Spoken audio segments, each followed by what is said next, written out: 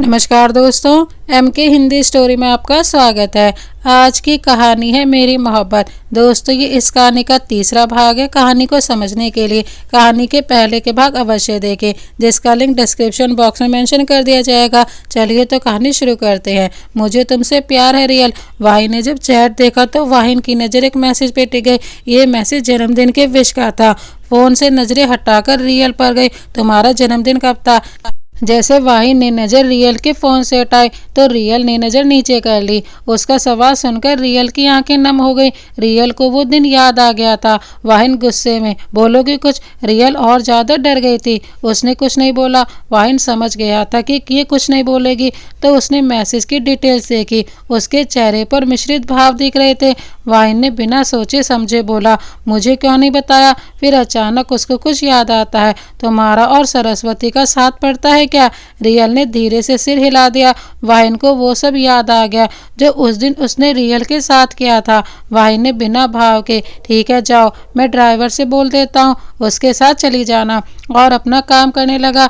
धन्यवाद बोलकर रियल तैयार होकर नीचे जाने लगी। सीढ़ी में पहुंची थी कि एक आदमी जिसकी उम्र करीब 24 की थी हॉल में खड़ा था। दादा रियल से बोले, ये रघुवीर है, सर का ड्राइवर, आपको ले जाने के लिए आया है। रियल ने मुस्कान के साथ सिर हिलाया। तभी रघुवीर जो वहां खड़ा था रियल की मुस्कान देखकर खोसा गया था। उसके दिल की धड़कन बंद हो गई थी। रियल ने धीरे से बोला, रघुवीर जी चलिए। तब जाकर होश में आया। उसे पता ही नहीं चला कि रियल तो बहुत पहले ही सीढ़ियों से उसके पास आ गए थे। हाँ चलिए। गड़बड़ाते हुए दोनों लोग बैठकर एक छोटे से कॉफ़ी हाउस में पहुंच गए, जहां रोबीना पहले से ही इंतजार कर रही थी। गेट पर रियल को देखकर बोली, रियल इधर। रियल रोबीना की आवाज़ सुनकर उधर मुड़ी, जिधर से आवाज़ आई। रियल ने मुस्कान के साथ रोबीना की तरफ चली गई और सीट पर बैठ गई। उसके पीछे रघुवीर भी चला गया। तीनों लोग सीट पे बैठ गए और रघुवीर ने 3 कप कॉफ़ी ऑर्डर की। फिर शांति से बैठकर दोनों की बात सुनने लगा। रोबीना रियल से, क्या यार, बताना चाहिए था ना कि तेरी शादी हो रही है। मुझे तो तब पता चला जब मैं तुम्हारे घर गई थी, तो तेरी चाची ने बताया था। रियल थोड़ा गुस्सा, तू क्यों गई थी वहाँ पर? अरे मैं तो तुम्हें कुछ बताने के लिए गई थी। तूने जो किताब लिखी थी ना, उसके बहुत सारे ऑर्डर आ रहे हैं। रघुवीर जो बातें सुन रहा था बीच में बोलते हुए, रियल जी आप किताब भी लिखती हैं? रोबीना बीच में बोलते हैं, अरे नहीं, वो किताब का नाम है बेबसी। दूसरे साइड वाहिन स्टडी रूम में बैठकर एक किताब पढ़ रहा था। उसने इस किताब को कई बार पढ़कर मन न भरा। ये किताब कोई और नहीं, रियल की लिखी बेबसी ही है। वाहिन को इस किताब में अपनापन दिखता है। वाहिन ने गहरी सांस खींचते हुए, काश मैं इसके राइटर से मिल पाता। कॉफ़ी हाउस में रघुवीर सुनने में तो बहुत अच्छी लग रही है, मैं ज़रूर पढ़ूंगा, पर ये अपने नाम से क्यों नहीं छापी? रोबीना उदास मन से। ये सुनकर रघुवीर थोड़ा गुस्से में, पर क्यों लिखी तो रियल जी ने है ना। रियल बोलती है, क्योंकि अगर मेरे चाचा चाची को पता चलता कि मैं किताब लिखती हूँ तो वो मेरे हाथ तोड़ देती। रोबीना, ये सब छोड़ो, ये बता कैसे हैं तुम्हारे वाहिन जी? रियल एक ज़बरदस्ती वाली मुस्कान देते हुए, वाहिन बहुत अच्छे हैं, वो मेरा बहुत ख्याल रखते हैं और मेरी केयर एक बच्चे की तरह करते हैं। देखो, मुझे यहाँ अकेले नहीं भेजा। रोबीना सीरियस होते हुए रियल के हाथ में हाथ रखकर, मैं तुम्हारे लिए बहुत खुश हूँ। अच्छा हुआ तुम अपने चाचा चाची के चंगुल से छूट गई। रियल बिना कुछ बोले, छोड़ो उनको, तुम बताओ मेरा क्या है? बस पापा के काम पे हाथ बटा रही हूँ, इसे मुझे किताब भी पढ़ने को मिल जाती है। रोबीना हंसते हुए बोलती है। रियल रोबीना के हाथ में हाथ रखते बोलती है, यार अब चलना चाहिए, क्योंकि वाइन आने वाले होंगे और उनको मेरे हाथ का ही खाना पसंद है। ओह देखो, इनको अभी से ये हाल है। चलो ठीक है, चलते हैं। तीनों जाने के लिए खड़े हो गए। आप लोग पार्किंग एरिया पे जाइए, मैं बिल पे करके आता हूँ, रघुवीर ने दोनों को देखते हुए बोला और वहाँ से चला गया। जब तक दोनों लड़के पार्किंग एरिया में पहुँची तब तक रघुवीर भी वहां आ पहुंचा। तीनों कार में बैठकर वहां से निकल गए। रघुवीर ने रोबीना को उसकी दुकान में छोड़कर दास मैंशन की तरफ चल दिया। रियल चुप्पी तोड़ते बोली, रघुवीर जी प्लीज़ आप किताब वाली बात वाहिन को मत बताइएगा। रघुवीर ने हामी भर दी। रियल को घर में छोड़कर एक बुक शॉप पे गया। आपके पास बेबसी किताब है क्या? दुकानदार हंसे, बाबूजी आपकी पसंद बहुत अच्छी है, ये किताब बहुत अच्छी है, इसमें जीवन के बारे में बहुत सही लिखा है। रघुवीर, क्या आप इसको पढ़ चुके हैं? दुकानदार, हाँ, ये इस टाइम बहुत चल रही है। दुकानदार ने किताब निकालकर रघुवीर को दे दिया और रघुवीर किताब लेकर पैसे का भुगतान करके अपने घर की तरफ चल दिया। रघुवीर ने एक दिन में लगाकर पूरी किताब पढ़ लिया, जिससे उसको पता चला कि रियल की लाइफ में कितनी दिक्कतें हैं और वाहिन के बारे में उसको पता ही था कि रियल से प्यार नहीं करता। उसके दिल में रियल के लिए फीलिंग्स विकसित होने लगी। उसने तय कर लिया था कि ज़्यादा से ज़्यादा रियल को खुशी देगा। वो हर रोज़ कोई ना कोई बहाना बनाकर रियल को बाहर ले जाता और उसको चीज़ें दिखाता, खिलाता। रियल तो कई बार मना भी करती, पर वाहिन का नाम लगाकर उसको मना लेता और रोबिना को भी साथ में ले लेता। रियल को लगता कि ये सब वाहिन उसके लिए कर रहा है, तो वाहिन उसके साथ रात को जो करता उसके लिए ज़्यादा दुखी नहीं होती। रियल को वाहिन से प्यार हो गया था। ऐसा ही रियल के साथ कुछ दिन चलता रहा, जब एक दिन ऐसा आया कि रघुवीर ने रियल को प्रपोज करने के लिए सोच लिया था। उसने रियल को बहाने से बाहर अपने साथ ले गया। रघुवीर रियल को एक रेस्टोरेंट पे लेकर गया, जहाँ पर उसने रोबिना को भी बुलाया था। तीनों ने डिनर किया, मस्ती की, मजाक किया और फिर रोबिना को वहीं छोड़ दिया जहाँ पिछली बार छोड़ा था। रियल अब कार के बाहर देख रही थी। तभी रियल को लगा कि ये रास्ता घर की तरफ नहीं जाता। उसने रघुवीर की तरफ देखकर बोला, रघुवीर जी, ये रास्ता घर की तरफ नहीं जाता है। रघुवीर ने, हाँ मुझे पता है, मैं आपको एक अच्छी जगह ले जा रहा हूँ। रियल ने विरोध नहीं किया, इसकी कोई जरूरत नहीं है, हमें घर चलना चाहिए। तब तक में रघुवीर ने हावड़ा ब्रिज में किनारे गाड़ी लगा दी। रियल, चलिए बाहर, मुझे आपको एक चीज़ दिखानी है। रियल कुछ देर हिचकिचाते हुए बाहर निकल गई। वो पुल के किनारे खड़ी हो गई। ब्रिज रात के टाइम लाइट में चमक रहा था। नीचे पानी का रंग भी उसी रंग में हो जाता जिस रंग में लाइट थी।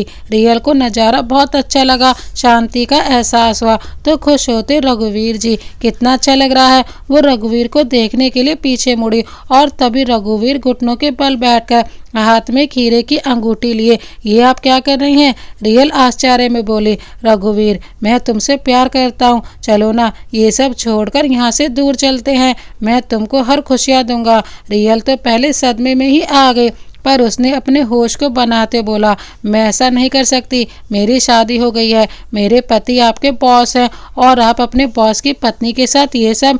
रघुवीर, मेरे लिए तुम्हारी खुशी से बढ़कर कुछ नहीं है और मैं ये नौकरी भी छोड़ दूंगा, तुम्हारे लिए ये देश भी छोड़ दूंगा। वाहिन तुमसे प्यार नहीं करता तो तुम उसके लिए क्यों कर रही हो ऐसा? रियल ने कई बार समझाया, पर रघुवीर नहीं माना। उसने रियल को गले लगा लिया। तभी उसके सामने कार आकर रुकी। उस कार की लाइट सीधी दोनों पर पड़ रही थी, जबकि रघुवीर का चेहरा ठीक लाइट के सामने था और उसकी आंखें लाइट की वजह से सही से खुल भी नहीं रही थी। उसकी आंखें बंद हो गई। तभी कार की आगे वाली सीट से ड्राइवर निकलता है। जल्दी से पीछे वाला गेट को खोल दिया। वाहिन गुस्से में कोट की बटन लगाकर उस जोड़े के पास गया। रियल को रघुवीर से अलग करके एक पंच रघुवीर के मुंह पे दे दिया। वाहिन को देखकर रघुवीर के तो पसीने छूट गए। उसने अपने नाक में हाथ रखे दर्द से बोला, सर आप यहाँ? वहीं रियल आंखें नीचे किए खड़ी थी, क्योंकि अब आगे अंजाम अच्छा नहीं होगा। वाहिन बिना रघुवीर को जवाब दिए कठोर आवाज में बोला, कार में बैठो। उसकी आवाज सुनकर रियल अंदर तक कांप गई थी। उसने जल्दी से सिर हिलाया और कार में बैठ गई। अब वाहिन रघुवीर एक बीच में जो बात हो रही थी उसको उन दोनों के सिवा कोई नहीं सुन पा रहा था। कुछ मिनट बाद वाहिन भी आकर पीछे वाली सीट पर बैठ गया। एक किनारे रियल, एक किनारे वाहिन। अब कार में ऐसी हालत होगी कि सांस लेना भी कठिन हो रहा था। कुछ सेकंड में कार रघुवीर के आंखों से ओझल हो जाती। रघुवीर घुटनों के बल गिर गया और जो वाहिन ने बोला था उसको याद करने लगा। फ्लैशबैक। वाहिन कठोर भाव में रघुवीर से बोला, मेरी पत्नी से दूर रहना, वरना तुम जानते हो कि मैं क्या क्या कर सकता हूँ। रघुवीर को पता था कि अगर वाहिन किसी से गुस्सा हो जाता है तो उसका इस दुनिया से नामो निशान मिट जाता है। इन सब से रघुवीर के दिल में एक दर्द की लहर दौड़ गई। अनजान में आंखों से आंसू निकल आए। उधर मेंशन में एक अजीब सी घुटन का माहौल बना था। वाहिन रियल को घसीटते कमरे में ले गया। वहीं दहाड़ती आवाज में बोला, तुमको थोड़ा सा छूट क्या दे दी? तुम तो बाहर ये सब करने लगी। याद रखना, तुम्हारे शरीर पर सिर्फ मेरा हक है। मुझे लगता है कि तुम भूल गई हो उन रातों को जो मैंने तुम्हारे साथ बिताए हैं। मुझे तुमको दिखाना पड़ेगा। फिर क्या था? वाहिन के कहर से कोई बचा है जो रियल बच पाएगी? तभी बीच में रियल के पेट में दर्द होने लगा। उसने वाहिन को को कहा, मेरे पेट में दर्द हो रहा है, पर वाहिन कहना मानने वाला था। रियल का दर्द और बढ़ता गया तो उसने अपनी पूरी ताकत लगाकर वाहिन को धक्का दे दिया और तेजी से बोली, मैंने कहा ना कि मुझे नहीं करना, मेरे पेट में दर्द हो रहा है। वाहिन अपना बैलेंस नहीं बना पाया और जमीन पे जाकर गिर गया। रियल अपना पेट पकड़कर तेजी से चीखी, मेरा पेट। वाहिन जो अभी अपना आपा खोया था, उसने फिर से रियल पे अपनी पकड़ मजबूत कर ली और रियल को बिस्तर पे पटक दिया और जबरदस्ती उसका पैर पकड़ लिया। पर तभी उसकी नज़र बिस्तर के बीचों बीच पड़ी, जहाँ पर ताज़ा खून था और रियल पेट पकड़े रो रही थी। खून देखकर रियल से घबराते बोला, क्या हुआ, क्या तुम प्रेग्नेंट हो? रियल पूरी तरह से पीली पड़ गई। मुझे नहीं पता, पर मेरे पेट में बहुत दर्द हो रहा है, रियल दर्द से बोली। वाहिन ने रियल के बालों को सहलाया, इससे रियल को धीरज मिला। वाहिन ने जल्दी से अपने फ़ोन से डॉक्टर को बुलाया और कुछ ही देर में डॉक्टर भी आ गया, पर तब तक में रियल बेहोश हो गई थी। वाहिन डॉक्टर से, देखो इसको क्या हुआ है। डॉक्टर, रिलैक्स, मुझे देखने दो, आप बाहर जाओ। डॉक्टर ने सबको बाहर निकाल दिया और अब कमरे में डॉक्टर, नर्स और रियल थे। कुछ देर बाद डॉक्टर बाहर आया और वाहिन से बोला, मुझे आपसे बात करनी है। वाहिन ने उसको स्टडी रूम में ले गया और पूछा, क्या हुआ उसको और बिस्तर में खून क्यों था? अब डॉक्टर ने धीरज खो दिया था, गुस्से में बोला, तुम क्या हो, जानवर भी इतना किसी को प्रताड़ित नहीं करता। अगर आज तुमने रियल के साथ कुछ और सेकंड बिताए होते ना, तो आज रियल ना बचती और ना ही उसके पेट में पल रहा बच्चा। सिर्फ तुम्हारी वजह से दोनों की जान चली जाती। इतना बोलकर डॉक्टर रियल के पास चला जाता है, कुछ इंजेक्शन दिया और ग्लूकोज की बोतल भी एक हाथ में लगा दी और फिर दादा से बोलकर कि रियल का खूब ध्यान रखना, मेंशन से निकल गया। और उसने मन में वाहिन को बहुत कोसा था, एक तो ये अपनी बीमारी की दवा नहीं लेता और ऊपर से ऐसा करके माफ़ी भी नहीं मांगता। रियल की जगह कोई और लड़की होती तो कब कब भाग गई होती और वहाँ से निकल गया। कुछ ही समय में बड़े मालिक और मालकिन भी आ गए, क्योंकि दादा ने फ़ोन कर खुशखबरी बता दिया था। दोनों रियल से मिलने के लिए आए। रियल उस समय बेहोश थी। बड़ी मालकिन रियल के पास बैठी थी। स्टडी रूम में वाहिन और बड़े मालिक के बीच में कुछ बात हो रही थी। वाहिन, ये क्या सुन रहा हूँ, सारा गुस्सा उस बेचारी बच्ची पे क्यों निकालते हो? उसने तुम्हारा क्या बिगाड़ा है? मिस्टर दास ने धीरे से बोला। वाहिन ने बिना किसी भाव के, मैंने तो आपसे पहले ही बोला था, मैं शादी सिर्फ बच्चे के लिए कर रहा हूँ, तो इसमें क्या गलत है? और वैसे भी आप मेरे मामले में ना बोले तो बेहतर होगा। अब मिस्टर दास को गुस्सा आ गया। वाहिन, ये मत भूलो कि सिर्फ और सिर्फ तुम्हारी इस जिद के चलते ही तुम जिससे सबसे ज़्यादा प्यार करते थे वो अब तुम्हारे पास नहीं है। तुम्हारे इस जिद के चलते आज हम रियल और उसके बच्चे को भी खो देते। अपने पापा की बात से वाहिन के दिल में कुछ टूट सा गया। बिना कुछ बोले कार लेकर घर से निकल गया। अब कार की स्पीड लगभग 150-160 सड़क पर चल रही थी। वाहिन के चेहरे पे कोई भाव नहीं था, फिर भी आंखों से आंसू निकल रहा था। कार एक सुनसान जगह पर रुकी, चारों तरफ जंगल, सिर्फ एक छोटे से घर को छोड़कर। वाहिन ने उस घर की तरफ रुख ले लिया और दोनों हाथों से दरवाजे को खोल दिया। पूरा घर धूल मिट्टी से ढका था। देखकर ऐसा लग रहा था जैसे कई सालों से उस घर में कोई रहता ना हो। वाहिन ने उस घर के चारों तरफ देखा और उसकी नज़र एक तस्वीर पर जाकर रुकी और आंखों से झरने का सैलाब आ गया। बोधी ने रियल का एक बच्चे की तरह ख्याल रखा। कुछ ही देर में रियल को होश आ गया। रियल ने धीरे से अपनी आंखें खोली। सामने बोधी और दादा खड़े थे। रियल ने धीरे से अपने पेट को हाथ छुआ। अब पेट उतना दर्द नहीं हो रहा था। बोधी रियल को एक बड़ी सी स्माइल करते हुए उसके पास आई। रियल के हाथ में हाथ रखते हुए, बधाई हो, अब घर में बच्चे की किलकारियां गूंजेंगी। रियल प्रश्न भरे भाव से बोधी को, क्या मतलब है, कोई बच्चा आ रहा है घर में? बोधी थोड़ा तेजी से हंसते हुए, आप माँ बनने वाली हैं। अब आप एक नहीं दो, एक नन्ही से जान यहाँ पल रही है। रियल के पेट पे हाथ रखते हुए बोली। रियल एक आंखों से आंसू निकल आए। मैं माँ बनने वाली हूँ, सच में आप सही कह रही हैं, मेरे पेट में एक नन्ही जान है। बोधी सिर हिलाते बोली, हाँ, आपके पेट में दर्द हो रहा था और बेहोश हो गई थी, तो छोटे मालिक ने डॉक्टर को बुलाया और बाहर खड़े तब तक डॉक्टर से बात नहीं किए। रियल ये बात सुनकर कि वाहिन उसके लिए परेशान हुए, धीरे से मुस्कुराए। उसे अपने अंदर एक अजीब सी गुदगुदी हो रही थी कि जिसे वो प्यार करती है उसकी निशानी अब उसके पेट में पल रही है, और एक आस भी कि शायद बच्चे के आने से हमारे भी सब अच्छा हो जाएगा। वो अपने मन ही मन अपने विचारों में खोई थी। तभी कमरे में बड़ी मालकिन वाहिन की मां दाखिल हुई। जब रियल अपने ख्यालों में इतना खोई थी उसे पता ही नहीं चला कोई कमरे में आ गया है। माँ ने टोकते बोला, रियल बेटा आप कौन से ख्यालों में डूबी हो। रियल जो अभी तक ख्यालों में डूबी थी उसने बात को संभालते बोला, कुछ नहीं माँ, बस ऐसे ही। आप बताइए कैसी हैं, आपके घुटने का दर्द सही रहता है ना। माँ मुस्कुराकर रियल के सिर को सहलाते हुए, बेटा मैं ठीक हूँ, और आपने जो खुशी आज मुझे दी है उससे तो मैं कई साल तक और जी सकती हूँ। घुटने का दर्द वो तब खत्म हो जाएगा जब एक नन्हा सा मेहमान मुझे दौड़ाएगा, मैं उसके आगे पीछे दौड़ूंगी। उनकी बात सुनकर रियल का चेहरा शर्म से लाल हो गया। शर्म ना होता रहेगा। बोधी जो बगल में खड़ी थी, जा कुछ खाने के लिए ले आ, देख कितनी पीली पतली हो गई है ये, और कितनी पतली हो गई है। तुम इसका ख्याल नहीं रखती ना, ये बात भालो ना, अच्छी नहीं है। जी मालकिन, मैं अभी लेकर आती हूँ। इतना बोलकर बोधी नीचे चली गई किचन में खाना लेने के लिए। माँ बोली, रियल बेटा अब तुमको अपना ख्याल रखना होगा, क्योंकि अब जिम्मेदारी सिर्फ तुम्हारी नहीं है, इस नन्ही सी जान की भी है। मैं जो चाहती हूँ तुम्हारी जैसी प्यारी सी राजकुमारी हो। रियल का चेहरा शर्म से लाल होने लगा था तो उसने अपनी शर्म को छुपाते हुए, माँ पापा कहाँ, क्या वो नहीं आए आपके साथ। उधर वाहिन चारों तरफ घर को देख रहा था और उसकी नज़र एक फ़ोटो फ्रेम पर पड़ी जिसमें धूल की एक परत चढ़ी थी। वाहिन अपने पेन के पीछे वाले जेब से रुमाल निकाला और उस फोटो को साफ कर दिया। अब उस फोटो फ्रेम की फोटो साफ दिख रही थी। एक लड़की भोली और प्यारी दिखने वाली घास में बैठी किताब में डूबी, और उसके बगल में एक लड़का जिसकी नज़र उस लड़की पे थी। ये कोई और नहीं, वाहिन और उसकी प्रेमिका शीतल थी। वाहिन उसको स्कूल लाइफ से प्यार करता था, दोनों एक दूसरे से प्यार करते थे। स्कूल ख़त्म होने के बाद वाहिन पढ़ने के लिए विदेश चला गया। फिर पढ़ाई पूरी करने के बाद जब वो इंडिया आया तो उसने सबसे पहला काम अपनी प्रेमिका से मिलने का था। वो कार से उसके घर पे गया जहां वाहिन आज आया था। वो घर शीतल का था, वो उसकी प्रेमिका का था जिसका नाम शीतल था। पर शीतल ने कभी वाहिन से अपने दिल की बात नहीं बताई थी। वाहिन ने कई बार कहने पर दोनों लोग घूमने के लिए घर से निकल गए।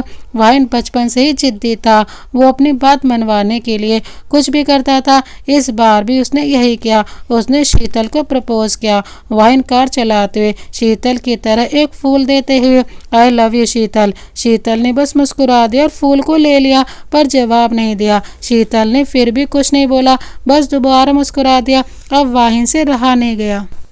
वाहिन अच्छे से जानता था कि शीतल को तेज कार चलाने से डर लगता है, तो वाहिन ने कार की गति तेज कर दी और वाहिन अपनी कार को बहुत तेजी से दौड़ाने लगा, जिससे शीतल ने घबराते हुए बोला, वाहिन प्लीज स्पीड धीमी करो, तुम जानते हो ना मुझे डर लगता है ना। वाहिन ऐसे नहीं, पहले मेरे सवाल का जवाब दो, तभी कार की स्पीड धीमी होगी। शीतल डरते हुए, अच्छा ठीक है देती हूँ, पहले स्पीड धीमी करो। वाहिन ने स्पीड को और तेज करके बोला, मैं तुम्हारे जाल में नहीं आऊँगा, पहले तुम मेरे सवाल का जवाब दो। शीतल ने, अच्छा ठीक है वाहिन, आई लव यू।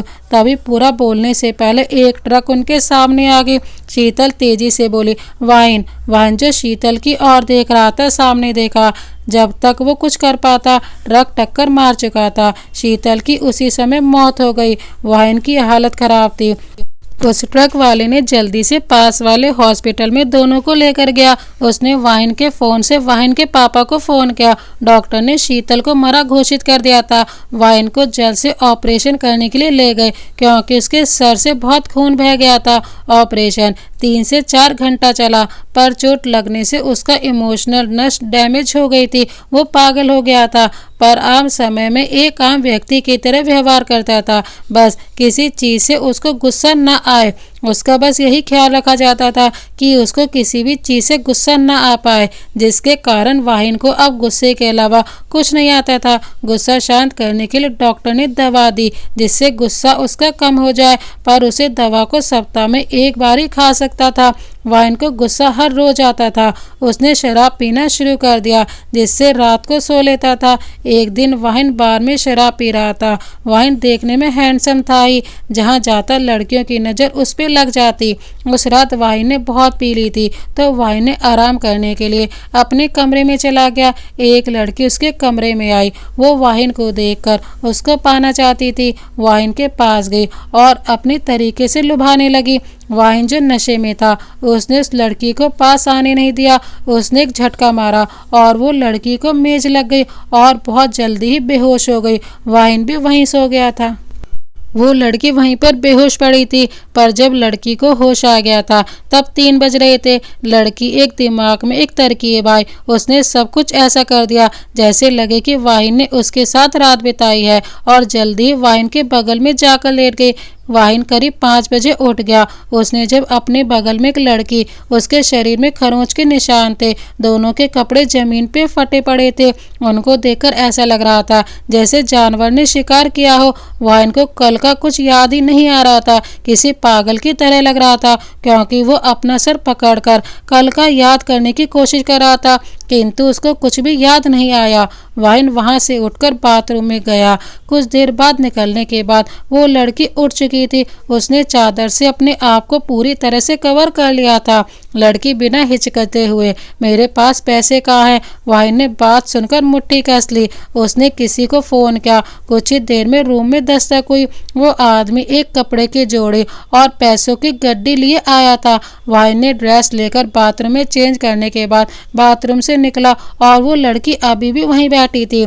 वाइन ने पैसे की गड्डी को बिस्तर में फेंका और वहां से चला गया। वाइन के जाने के बाद उस लड़की ने टेबल पे पड़ा पर्स से अपना फोन निकालकर किसी को कॉल किया। तुम्हारा काम हो गया, मेरे पैसे तैयार रखना, उधर से जवाब में आज शाम को ले जाना। लड़की ने फोन काट कर उसने अपने बैग से एक जोड़ी कपड़े निकाले और पहनकर वहां से चली गई। शाम को उस आदमी के कहीं पते पर पहुंची। वो एक बार था। लड़के लड़कियां नाच रही थी। उसकी नज़र एक सोफे पे पड़ी जो कोने में रखा था। वहां गई। एक आदमी ने उसे पैसे की गड्डी देते हुए बोला, अपना मुंह किसी के सामने खोली तो याद रखना तुम इस दुनिया से प्यारी हो जाओगी और मुझे बताने की जरूरत नहीं, तुझे मेरे मालिक को अच्छे से जानती हो। लड़की ने ठीक है कहा और दोनों लोग वहां से निकलकर अपने रास्ते में निकल गए। इधर तब से वाइन के लिए लड़कियां खिलौने की तरह हो गई थी। ऐसा कोई भी दिन नहीं होता जिस दिन रात बार में ना गुजरती हो। वर्तमान में वाइन रोते हुए, क्यों चली गई मुझे छोड़कर? मैंने तुमसे सबसे ज्यादा प्यार किया, मैं किसी को तुम्हारी जगह नहीं दे सकता शीतल। कुछ देर बाद आंसू पहुंचे, पर मुझे आज एहसास हुआ है मैं जो तुम्हारे साथ किया वही मैं रियल के साथ अब तक कर रहा था। वाइन शीतल के घर में बहुत देर तक रोया। कुछ समय बाद वाइन बाथरूम में गया। आंखों में छींटे मारे, आंखें पूरी तरह लाल थी, पर अब उन आंखों में से कोई आंसू नहीं थे। वाइन अब अपने पुराने अवतार में आ गया।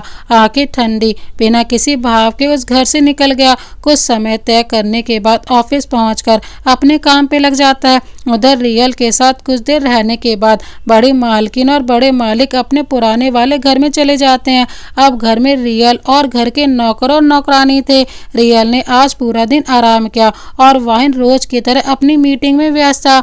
रात को 2 बजे घर आया और सीधा अपने कमरे में चला गया।